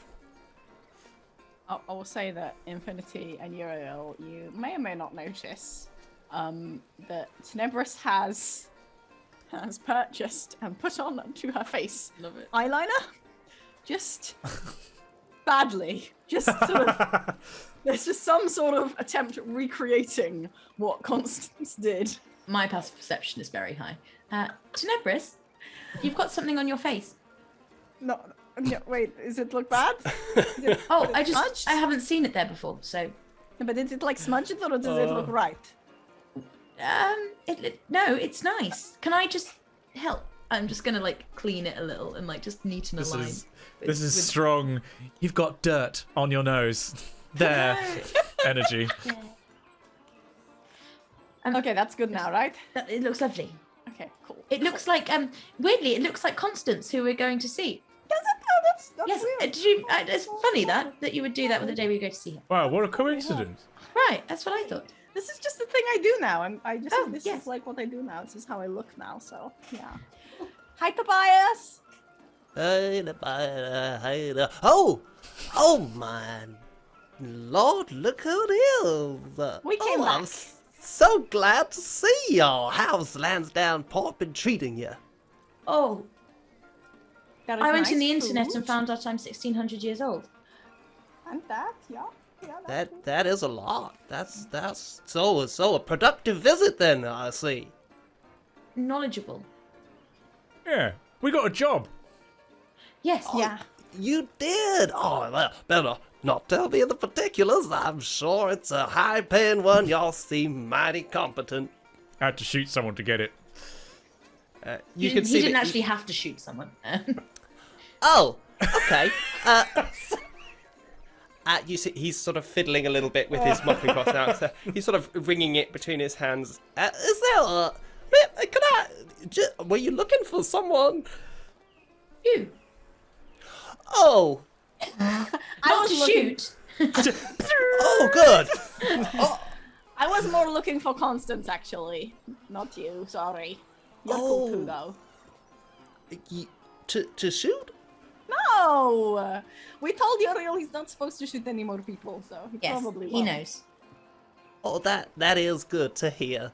Yeah, I'm sure I will get her present there. Constance! Constance! She's just coming. And he gives you a look, Uriel. Look, very good. And then you hear pitter-pat, pitter-pat, pitter-pat, dunk, dunk, dunk, dunk. What? What is it, Dad? I told you I was not to be disturbed. You came back! Oh. And she jumps off the side of the boat and towards you, and Tenebris, she wraps your legs in this big hug. You look so... Oh my... You're so elegant! Do I look cool? You... You're my hero. I'm so glad. And then you can see that she's looking at your wrists. And on it she sees the friendship bracelet which you Nice. are wearing in real life. And she looks down at your wrist and sees the friendship bracelet and then clasps her hand round it and clasps your hand in her other hand and says, I knew it. I knew we'd be bonded. You come to see me. Are you looking forward to the festival? Oh, I don't know. Yeah, I guess. But we have very important top secret work to do that is gonna pay us so much gold. And then we're gonna... I can't tell you, but it's gonna be super cool. I bet it is. You guys are so cool. Hey, listen. she beckons you down, whispers, Hey, if you're around in the festival, maybe we could meet up. You think so? When is the festival? We're not again? going to make it to the festival. Are we? Said. Are we in? We asked Obadiah and Can he we said go to the festival? Tenebris, they said we wouldn't make it to the festival. Because they're leaving before that. We've got to be with the job. Oh, that's at the same time. I think so. It's possible that the job might go through the festival. Yeah, We won't be able to meet up with. Okay, but if like something happens, like we finish early or something, I'll look for you just in case. But maybe you see her face fall. You can tell that maybe she might have had to deal with rejection before and that this is not uncommon. Oh, okay. Well, it was nice to see you. But we can see after that, like, just not for the festival specifically. Although we might be going away, I guess, also. But maybe not. I don't. Oh, That would be so nice. I would really We'll like be here. to see you, and you know, maybe if we can't see each other all the time, we can still be friends through like messaging and things. Oh, we'll be friends. Long as you wear that, we join. Yeah, but I Wait. can't like. I want, you know, like maybe. Do you Maybe, have... maybe your brother. Can I send messages? Like, do you have a way where I could like send a message, like a? Kane might know. Yep, I'll ask Daddy. Daddy? And Tobias looks over. Yeah, what is it, my sweet? Daddy, I wanted some sort of way that we can send messages between each other. We're friends now. We want to make sure we keep contact, sharing all kind of news, information, Telling this and everything that we're doing in our lives in letters. And with you know little what? drawings. Maybe I might have something for that. Tobias goes downstairs and gets one of those slates that you have as well and says, Now I can just tune this with if y'all have something similar, perhaps. Who has our slate? Oh, we have 2 of those, or 3 even. Aren't they really For the important? job. But did we have one before the job? All of them for that. Oh, we did have one before the job. I think we did. Yes, we did. We had Yeah, the this is gonna be one that we cool. got from the guy in Val. So we do have a spare one. Well, that is very lucky. and then he places them together, and you can see that he takes out a little sort of pad, starts tapping away on it, and you see blue spiral lines of sort of holographic imagery rise up around the 2 slates, and then there's a These 2 have now, he hands one back to you, they've been linked together through the network. Y'all should be able to speak to each other whenever you like. Can I keep this slate, please? One. The slate you already have is No, I'm now asking. linked. Infinity and Uriel, can I keep this one? Oh, yeah, I don't want to talk to her. Okay. That's so awesome. nice. I'm going to send you so many letters. That's so... What? Okay, that's not really how they work, is it? I can't remember how they work. You just have to speak into them and then they'll tell you things, right? Yeah, you just speak into it, and I will respond. Okay, Too I'm going sweet. to do that. I'm going to do that. Are you sure you're not going to be at the festival? Probably not. Sorry. Tobias leans over. Well, it doesn't matter, does it, darling? Because you ain't going neither. You know what your mama said.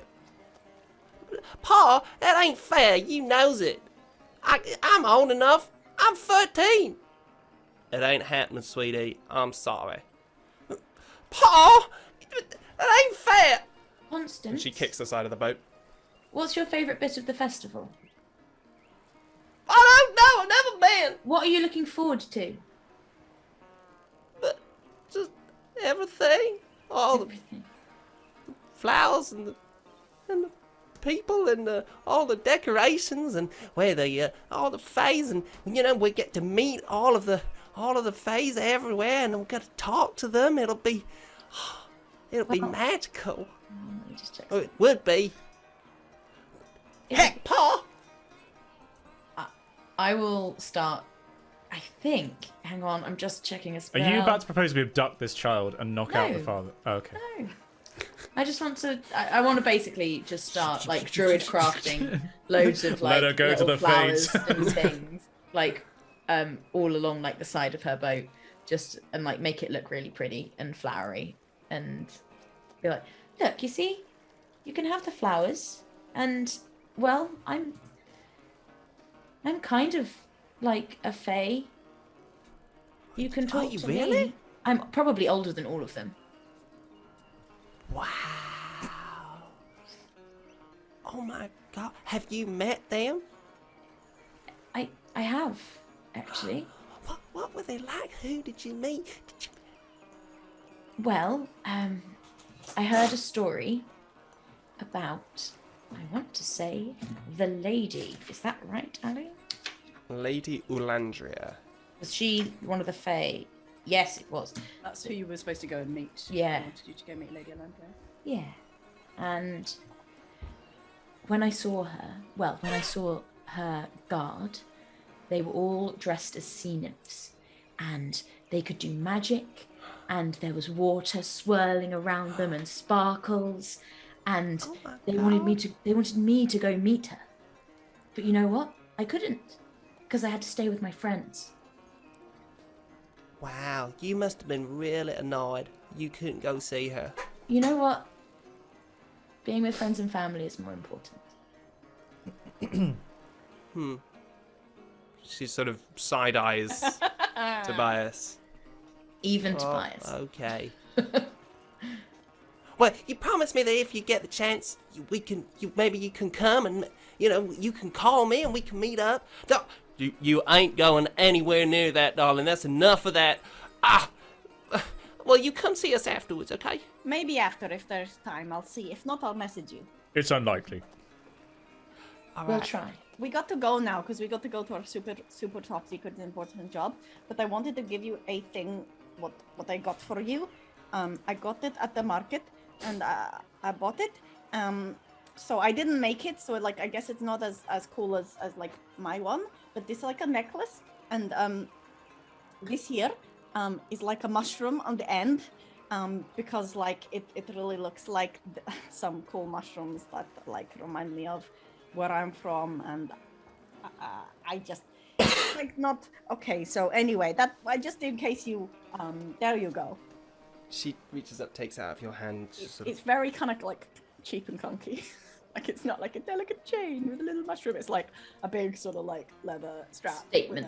With a chunky. Statement jewelry. Chunky. She looks at Kind of it. thing Prue Leith would wear. She's smiling, but she looks a little bit as though she's trying to figure something out. She goes, I got it. I know exactly what it'll go with. Thank you so much. It'll go with things. Cool. Just before we leave, can I just ask Tobias, but is Kane been all right? Oh, Kane? Oh, well, you know how he is. He's just working away at his projects. He's just getting his head down and kind of being emotionally, like detached. Too right. He's never one to really, display emotion. It's true, but recently he has been less vociferous, for sure. Oh, that's fantastic to hear. If he ever gets a chance to come up to Martin, Spain, let him know. Just ask for Uriel at the Brotherhood, and I'm sure I can find some people to teach him a few things. Uriel at the Brotherhood. you see him, he kind of just says it, fires his eyes, but Uriel at the Brotherhood. Okay, very, very well, excellent. And is that care of anybody, or just that'll get to you? That'll get to me. That's fantastic. Well, thank you so much for conveying us here, and good luck. Thank you, and good luck to your fine selves as well. Don't shoot anyone I wouldn't shoot. But seriously, don't. Who would you shoot? I have to go now, if you'll excuse me. But no one, I think, there's the implication of that. Just goes down the stairs into the boat, looks up to see if we're still.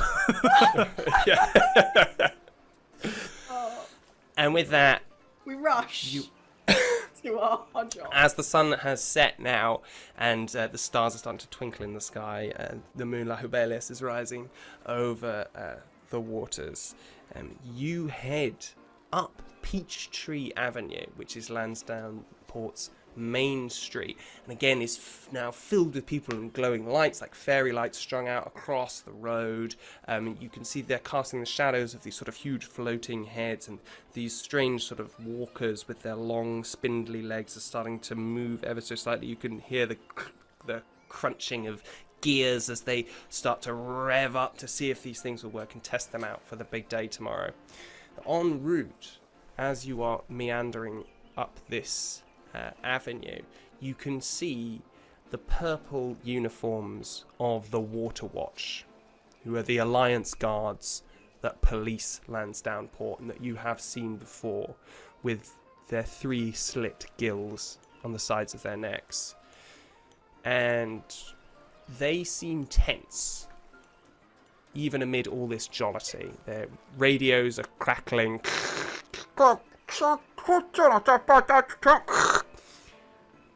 Eyes flicking across the faces in the crowd, preparing themselves for tomorrow's festival.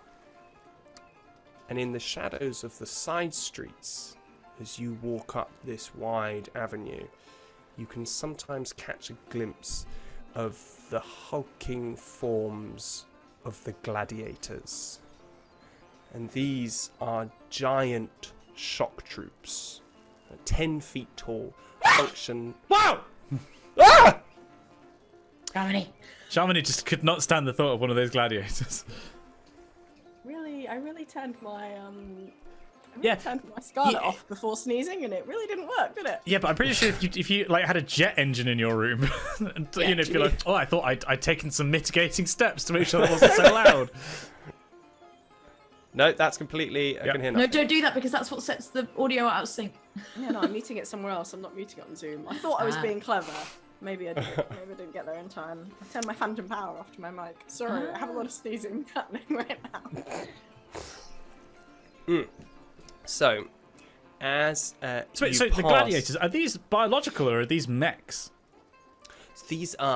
They look like humans, right? So they are clearly originally human, but they are much, much taller than a standard human. They incorporate various bits of machinery into them. No two are exactly the same, but they've clearly been genetically modified as well. And they function as the Alliance's SWAT teams in the cities that the Alliance controls. The atmosphere around you is electric, sparking, as you push your way through the gaudily painted throng to reach Newtown. And here, things are a little bit quieter, but still in the background you can hear the rumble and the rattle and the roar of people preparing and crowds gathering in the night before the Jour des Sorciers, this festival. Was this when you said the rich people live? Mm. So is this gentrification or is this like a planned development? Well, I can tell you. So up here, you are higher than the old town, and in fact, it seems as though there has been some kind of like raising up of this territory. So it may well be a gentrification moment that rich people moving in have just made their area a bit nicer than the surrounding towns, and you see out over all the ramshackle rooftops that you were staying in before. The roads are cleaner, they're wider, and they're lined with these tall townhouses with these stucco facades. They have kind of elegant, but lots of them are cracking in the heat and the humidity, and clearly the money to restore them has not been there recently. And around you, you see bougainvillea and jasmine climbing and creeping up the sides of the balcony railings, sprouting these blue and yellow iridescent, genetically modified flowers. And there's a heavy scent in the air. And at last, you come to the address. So it's on a prestigious street, Highgate. And in front of you stands this great reinforced oak door, the Lebrun compound. And above you, lights blaze from the first story windows. You can hear laughter and chamber music, violins, playing some form of arrangement drifting down from above. What would you like to do? Were we meant to knock on the door or something, or we just knock on the door and go in? No, not in a fancy place like this. You have to like find the staff. You can't like. Well, we want find like the door person. we want guard. security, don't we? That's who we're really here for. So we just got to Yes, find a okay. security person. Great. The temptation to be chaotic here. No, Not yet. Is this the only door to the compound? This is the door to the Lebrun compound. Okay, Yeah, in you can which- see on the side a little brass Panel. plaque with curly kind of calligraphy writing, Lebrun Delphine. Is there one of those like little panels where you can like call? Yeah. There is indeed, Like a little- just to the left. Jabba's palace eyeball. You can see Let's- 3 buttons, What do they one say? of which is marked reception. Oh, That one. I will push the button. Beep, Oh, ow. beep. Hello? Hello. Please, we are here for Mr. Hogg. Obadiah Hogg. I know, but that would be rude. You have to say Mr. Obadiah, you'll excuse me. a second. And then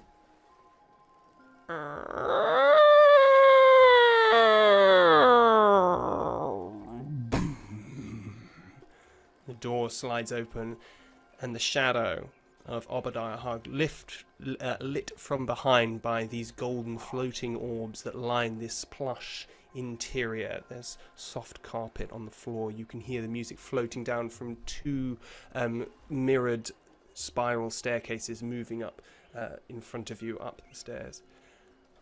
About time. Come with me. He strides, his great form moving over the carpet towards a small door on the left, what looks like a servant's door, sort of cunningly hidden along with the sort of this gold and green wallpaper that is done all over the sides of this large entry hallway. He opens the door and ushers you inside. Down here. Inside, the corridor is much darker, clearly so as not to actually shine light through the holes where the door, around the edges of the door, to try and hide the servants' quarters. It's shabbier as well, but you can see that there is strip lighting guiding you down, and as you step on each step, the next one lights up to keep you guide you down into the murk. You all enter. Behind you, the door. Keep going. It's a little way yet. You follow him. No, you walk down the stairs. He's behind you. You hear the sounds of his footsteps, heavy, on what seems like actual wood, not something that you've... No, that's not true. But it's much higher quality wood, treated. Old oak panelling. Seems like wood that's been around for a long time. And eventually, it opens out into an underground chamber. Concrete. A wide floor with this low ceiling. 4 thick pillars supporting the weight of, you assume, the house above you. But it's empty. There's no cars in here, no boats, as you might expect from someone living in Lansdowne Port. On the far side of the room, you see what looks like a plexiglass wall. You can see through it, but the lights of the room reflect off it. 2 large figures wander back and forth alongside the wall.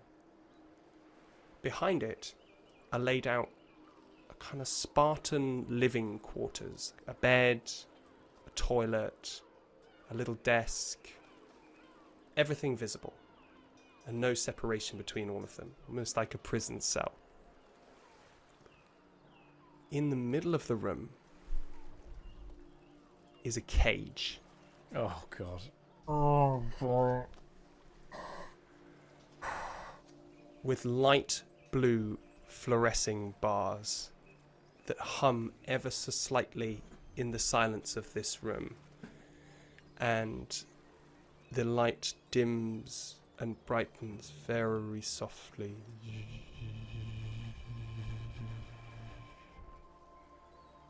Looking through it, the light passing through it from one side to the other seems to warp ever so slightly as it passes through the bars. And inside, you see crouched an old woman. She has matted grey hair, falls down all over this shapeless cotton overalls that she's wearing. And you can hear her muttering to herself.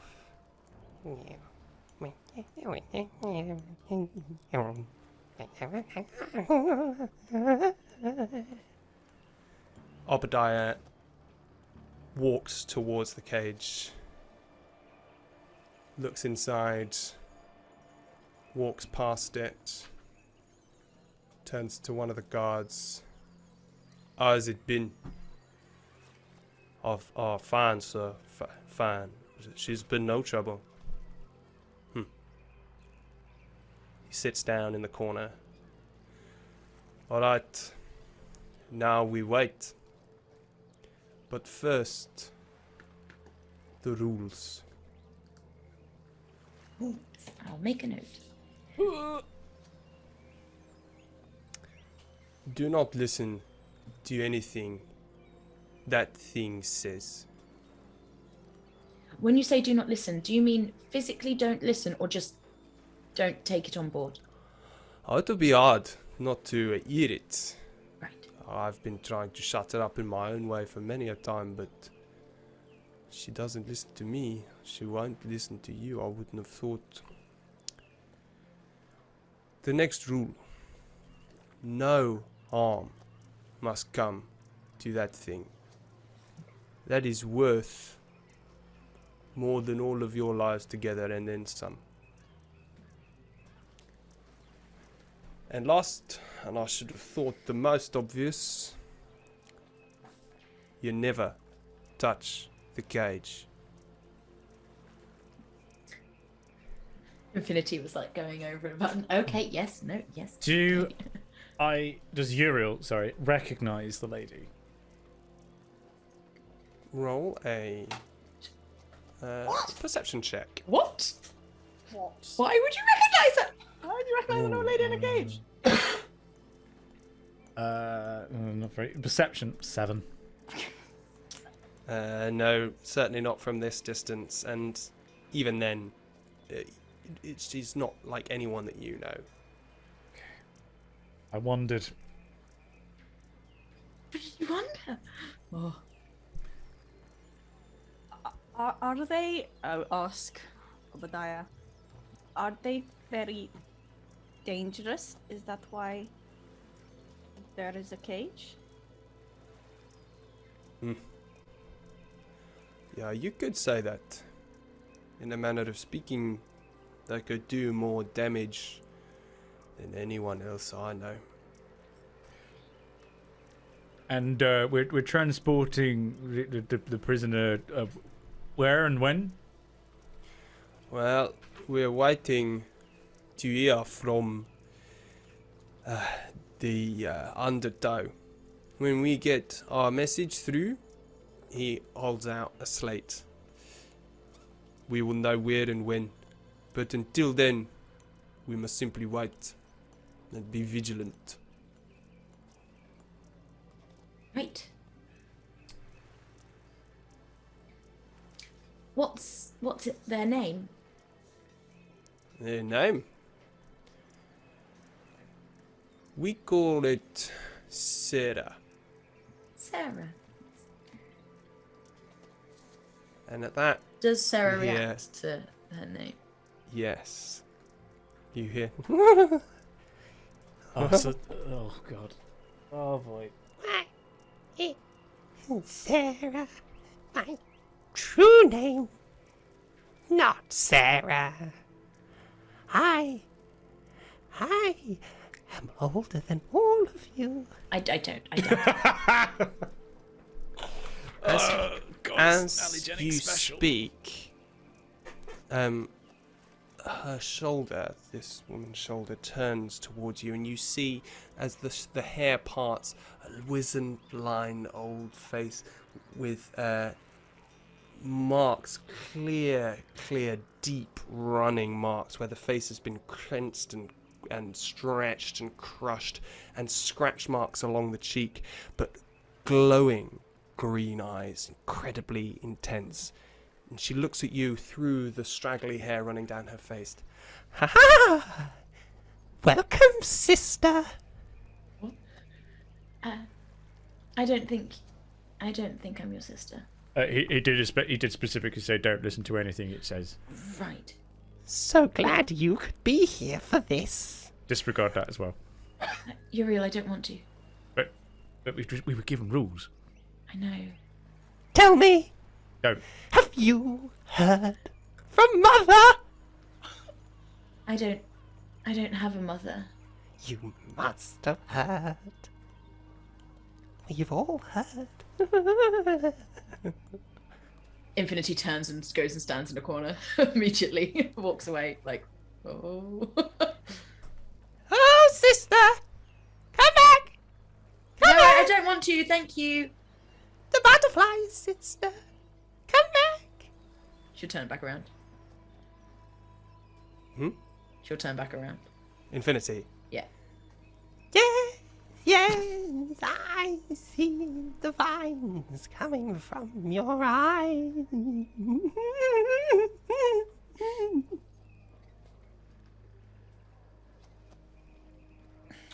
Is she always like this?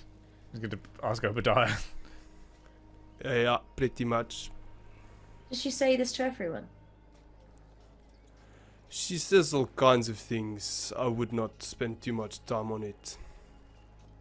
Can I look at her and just try and... I don't know what I'm asking. You're Just... asking is, I have a really high perception modifier. And insight. And... I don't know How what I do want I to use know. those somehow? I want to work out if she believes what she's saying to Infinity, or whether she's just making it up and just spouting madness. You approach the cage. You listen out. You reach out with your feelings. Roll an insight check. Oh, come on, dice. Wait, which is a good dice? No, this one. Hit on this one. Oh, yeah, 14.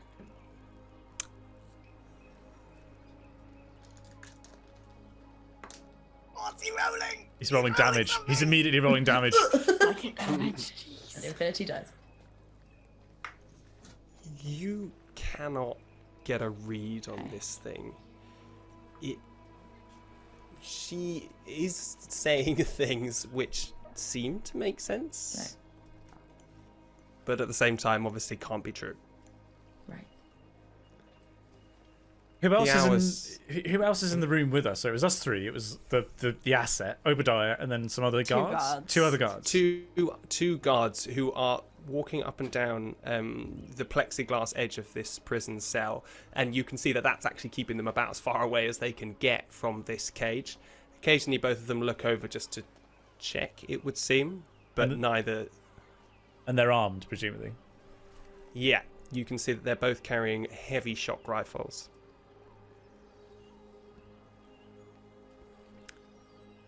You all three wait. You sit on the concrete floor surrounding this cage, hearing the gibbering of this strange captive, and the time seems to flow away and you lose track of it. Obadiah sits motionless on a stool 2 meters away from the cage, never breaking eye contact with this figure, and in his hands he holds a 6-foot-long metal hammer that he spins in his hand, and the end of the hammer is a teardrop shape, perfectly spiked on one side and spherical on the other. That's baller. Oh, Obadiah, That's fucks. Baller. Emily fancies Obadiah. Obadiah will be played by Rory. Is it Rory McCann, the guy who plays the giant? Sorry, the Hound in Game of Thrones. Oh yeah. This is what I'm imagining, but with like a South African accent.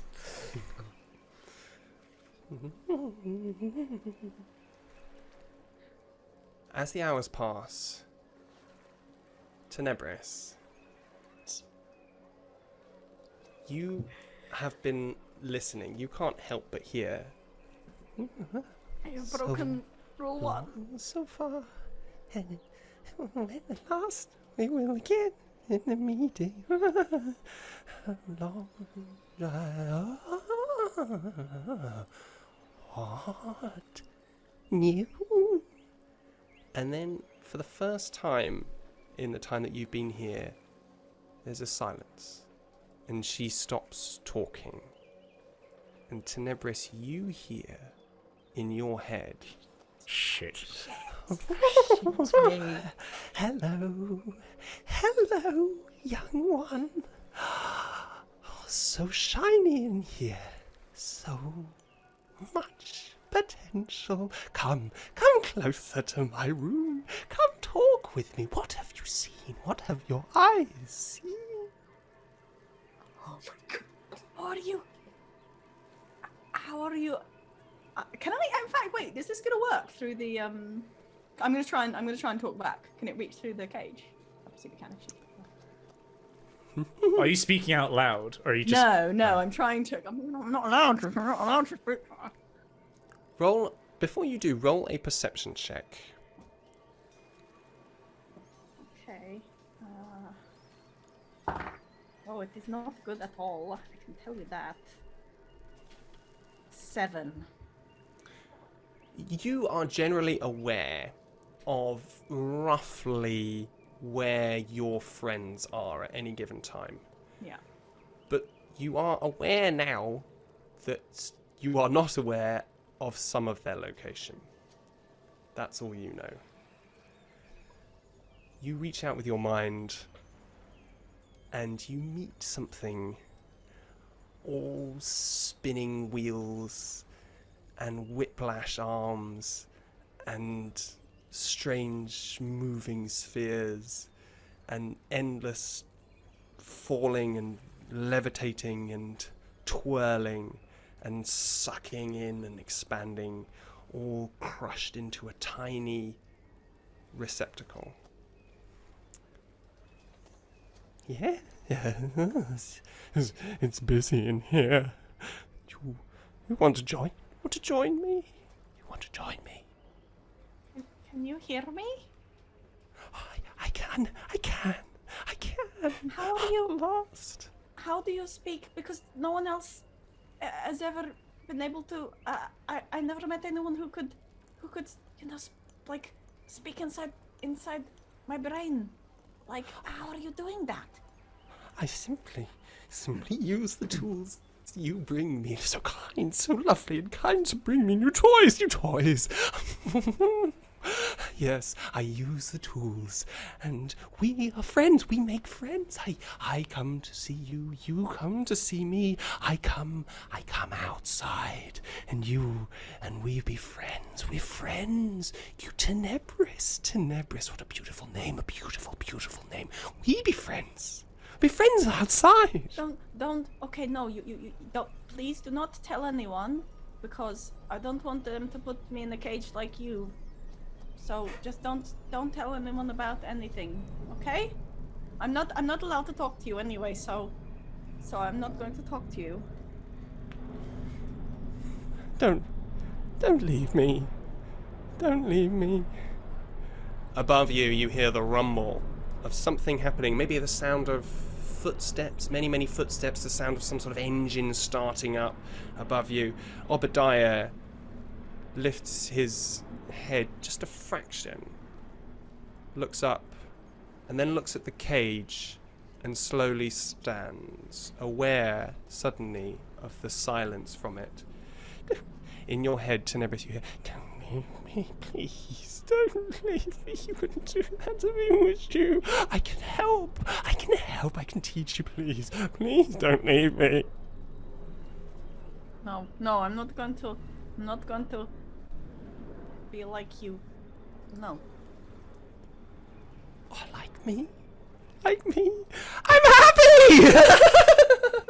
And then the laugh actually bursts out from In Reality, and you hear, and the two guards jump slightly, and then return to their pacing. Obadiah looks through the cage, then looks at all three of you in turn. I'm going to get something to eat. Stay here. Baba. Oh God. Dang. You watch these three, eh? And he leaves. You think we're the ones to be watch her? Well, no, but we're like a new variable here. I can understand that. I guess. Do you guys have any food, by the way? The lady will provide. Oh, I don't mean you, ma'am. As in Lady LeBrun. Right. She keep us fed. Oh. Actually, on that note, everyone, I'll goodberry and create some good berries and give each of you 3.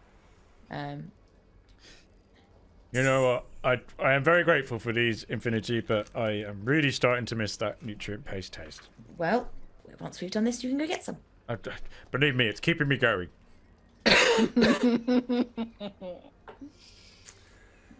Obadiah comes back carrying various different, what looks like the leftovers of some sort of grand feast, all sort of bunched together on a tray.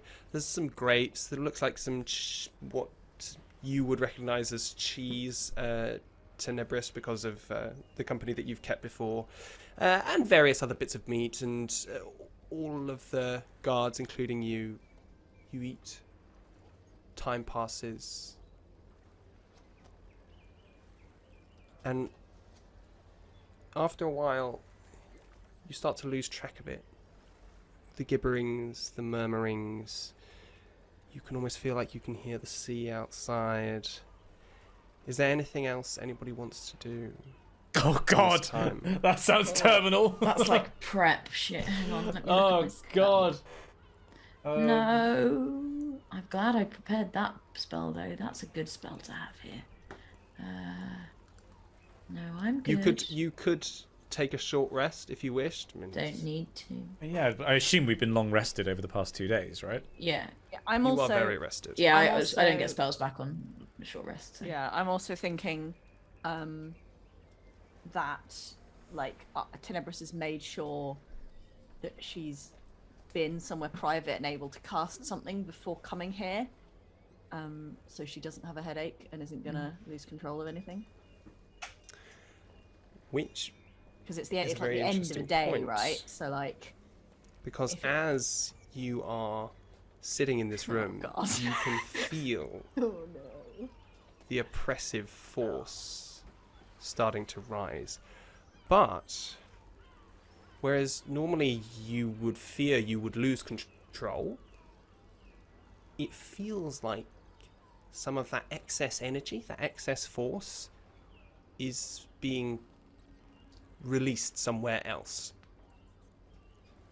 Tapped off, almost. Oh boy. It's not good. not This is good. really not good. This is really not good. What have I done? Okay, no, as long as no one ever finds out, it's fine. Okay. From the slate in... Who's holding your slate? Which one? We've got lots of Not slates mine. now. I've got a pen pal slate. I think Uriel had it for I some believe reason. I had the official Yeah. iPads, yeah. Yeah. Let me just check my notes. Creep down. You hear through your slate, and also simultaneously from somewhere around Obadiah's person,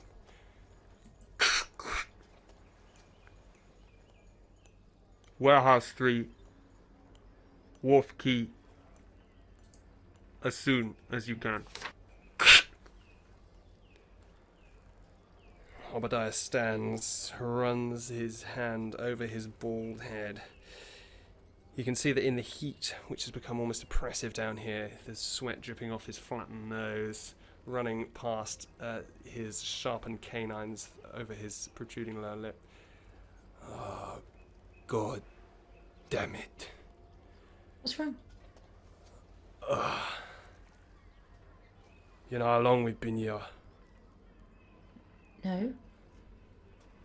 Almost 14 hours. What? Time flies when you're having fun. You know what's happening up there? The festival. Party time! I mean, maybe a festival. It's right in the middle of it.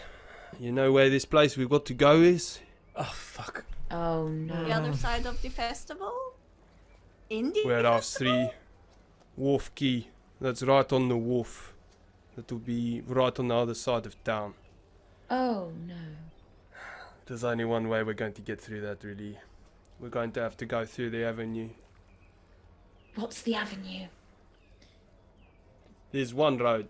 The rest of this place is all higgledy-piggledy. It's all messy all over the place.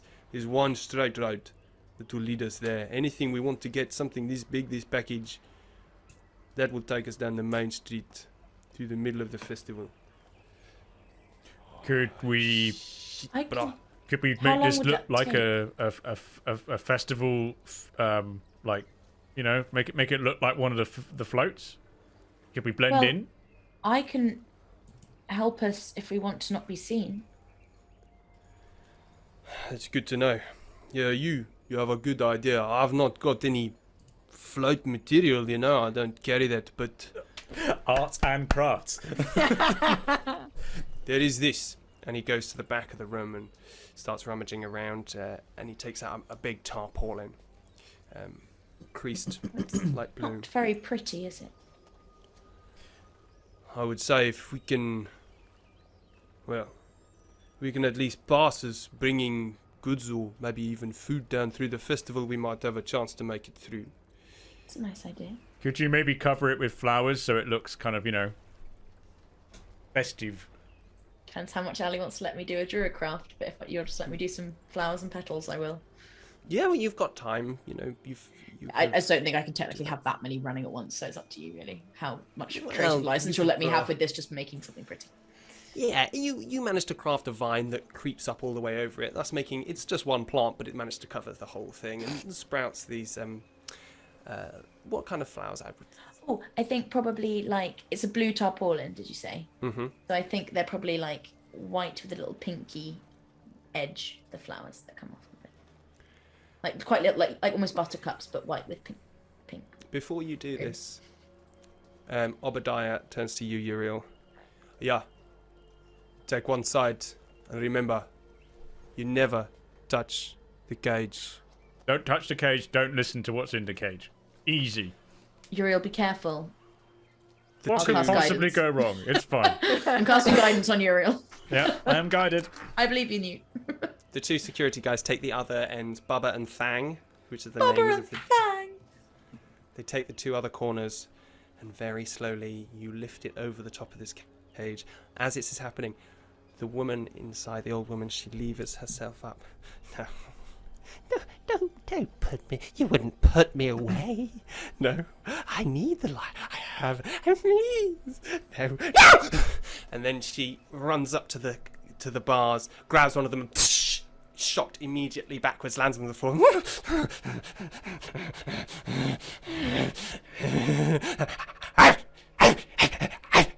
As the tarp falls down to cover her and muffles slightly the noises coming from underneath.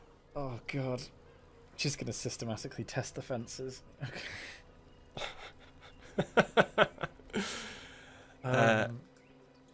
Right, okay. I quite like the idea of an arts and crafts episode now. Actually, can we spend like an evening making a papier-mâché bust of just pretty flowers. There's no time for that. What a is this? giant green jack with a face on the front? Not just get one we made earlier though. Much easier.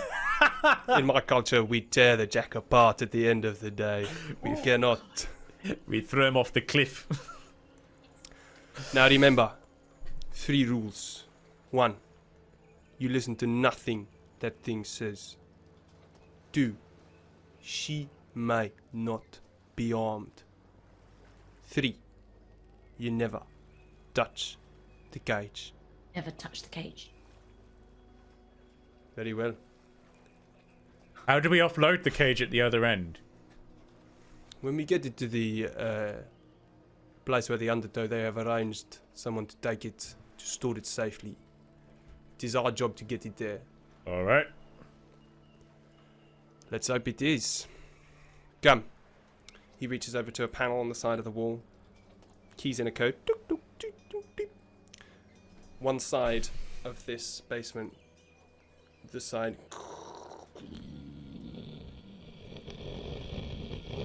slowly tilts up, and as it does, the sunlight streams in like a huge wave, like a crashing tidal wave of light, and you hear the music start to come in through the door, and you realize that the festival is in full swing. Working as a unit, you push this crate, which is floating on tiny little suspensor pods, out through the door. It hits a lift, rises it up a level, and you hit the street in front of you. And it's huge. The party is going off. Oh, God. You look around the corner of the Highgate, down Goldmount Road, towards the Peachtree Avenue, and you can see hordes of people gyrating in the sunshine. You can see there's music blaring from all around you. The atmosphere is frenetic. There's humans, halflings, all dancing together, and some of them are shaking, trembling in the streets. And above their heads, you see figures flitting back and forth, figures that you recognize. No. Spiked hair, exaggerated expressions, laughing and playing little anime characters flitting above the heads of the crowds. What? And all the while, What are they there? the Water Watch line the streets, looking, staring, watching, and you can feel the pillars on which the city itself is built shifting slightly under this huge, throbbing weight of the crowd. We've got work to do. Come on. Right. And Obadiah leads you into the throng. All around you, there are people dancing, gyrating, swaying, dancing with each other. People come up to you. Will you dance? Will you dance? Some people reach out to try and grab your hand. I tell you what, I see it. I see the visions. I see her coming. I can see it. I feel it. I feel her power within me. You see other people come. Oh, little circles getting made around people who are dropping to the floor on their knees, reaching up to the sky. As you see around their heads fluttering these holographic shapes as you push your crate down the road. People are difficult to move through, but with Bubba and Thang at the front and Obadiah as well, they seem to part slowly. So sorry, so is the crate on some kind of, is it like a floating platform? Like, so what is it on? There's 4 little flotation devices just underneath each of the corners, keeping it upright. Right. So you can push it basically. Right, okay. And it's not friction free, but it's easy enough to do. And cage the way is that on you're the pushing crate. it, the cage. So when I say Cage, crate, the crate. yes, the cage is the crate. Sorry. Okay. So the cage is on. Basically, the cage is on 4. The cage is on 2 long wooden struts. They're not wooden. They're 2 long metal struts. Yeah. Under each of the corners of the cage, there are suspensors holding it upright, and those struts can be used to push or pull the cage. Right. Makes sense. The cage is covered in this tarpaulin, over which is growing this vine with infinity's flowers blooming from it. You can hear the music rising and throbbing and buzzing, and it's taken on a much more kind of energetic, powerful feeling than it did before. Is there anything about the crowd, or any individuals in the crowd, that says anything other than kind of like festival atmosphere? Is there anything that's out of the ordinary? Make an investigation check. I'm going to be looking for anyone who is eyeing up the tarpaulin. Like maybe they'll think that they're gonna like try and sneak in or like nick something if they think it's something tasty. That's a 16 Okay. from Uriel. What was the specific thing that you asked? Sorry, Yuri? So this was looking at, is there anything that stands out of the ordinary from the crowd other than this is a festival? Is there anything that looks like it shouldn't belong? Or individuals who look like they don't belong, you know? It is like no festival that you have ever seen before or even heard of. It's wild. And actually, in the true meaning of the word, like people are acting like almost mad in some places. They're acting like wild animals. And you can see there's nothing that stands out as someone acting strangely for a festival. People seem to be into it. But what does stand out are the Water Watch. They are really on edge. They're looking for anything. And you can see that they're scanning the crowd, clearly looking for something out of the ordinary. And with that roll, you do see that one or two of them have caught sight of the crate and are turning to each other and exchanging words. Am I next to Obadiah? You three are at the back. Obadiah, Baba, and Thang are at the front. Okay. Tenebris, what were you rolling for? Passers-by who might think it would be fun to sneak under the sneaker look. What was the number? 12 with disadvantage. Yeah, so looking through this harsh glare of this sunlight, you're trying to make out the motives of people, whether they might be actually trying to sneak a look at this box, but it doesn't look like any of the partygoers are particularly interested in this. They're too caught up in this crazy, frenetic atmosphere.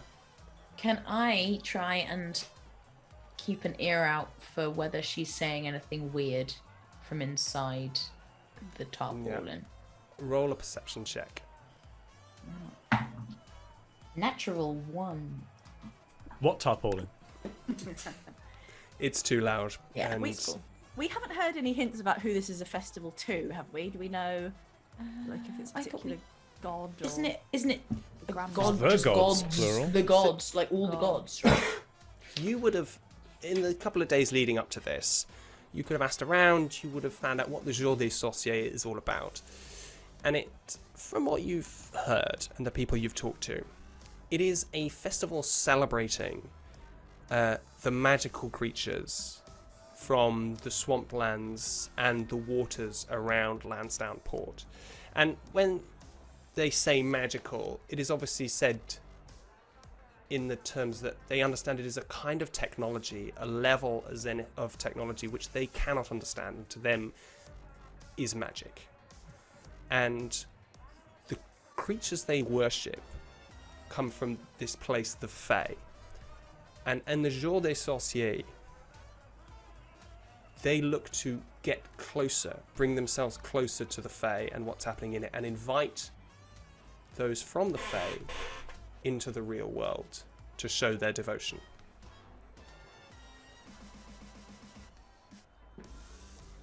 Right. You push on, heading towards the avenue. So you have to move down. Hold on. You need to move down Goldmount Road, and at the end of Goldmount Road, you will be able to turn left onto the avenue, Peachtree Avenue. Oh, so this isn't even the big road yet. No, the crush of people is becoming more and more close as you come closer and closer. There is a bridge in front of you. As you approach, you see standing along the bridge, stretched out across it, 5 figures in purple uniforms. Oh, balls. And as people pass through them, they're checking them. The Water Watch. They're on the other side of the bridge, and you are just about to cross it. What would you like to do? I mean, I feel like Uriel, you saw the watch noticing us, right? Yeah. Yeah, the watch are definitely on us. They spotted us, but like Obadiah's at the front. Should he, he's probably got contacts. Maybe just go tell him and Go make tell sure he him. knows. Yeah, just make sure, like, All right, ask him if he's got a plan. I'll sneak up the side. Yeah. I'll go up and just like tap Obadiah and be like, the purple cloaks have definitely cottoned on that something's weird about us. Do you happen to you get us past this? Ah, shit. That's the last thing we need. They will be on alert. Everything that's been going on now, they'll be looking for people doing exactly what we're doing. We cannot have them find this.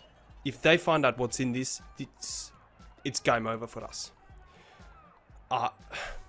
We could try and go through them. We could try and convince them this is of no use. We could I distract don't them. know. We could. Hang on, let me just talk to the two others. Oh, sorry. I was joining conversation, wasn't I? Right. So yeah, we're in the shit. Right. The purple cloaks are kind of looking for people like us, basically. So we could distract them, or we could go through them, or in Tenebris, do you think your friends could convince them that there's nothing amiss here with this giant box that we're carrying? There's 5 of them. Not Why don't all of them. I could make them all super itchy. But I they could? would probably notice that was a bit odd. And I then could they might turn be like, into an animal and run past them very quickly and see if they chase me. We'd have to have like a good reason to chase you, though, right? Like, Well, I could try and eat one of them. yeah. I mean, if you got rid of some of them, maybe we could convince going to- the remaining ones. But why would I? Oh, I see what you mean. Not get rid of as in kill. Yeah, you know, just Yes. lead them away. If you kill them on the way, just who cares? Well, I do. Okay. Right. Well, you keep going. I'll Right. So I'll wait, meet up with you in a bit. you're gonna draw some of them away, and then Tanner, do you, depending on how many are left, do you want to see if you can convince them that we're not really a problem? Oh, you mean just like, hey, we're not really a why would they listen to me? Okay. Well, what I mean you and your friends, because you know you're like all one big entity, aren't you? Well, yeah, but like, that like if I try to like, you know, if I try to like really persuade them, then they'll know about it afterwards, which should be very bad. And like, if I like, I don't know, make them like, I could make one of them be something that is not there.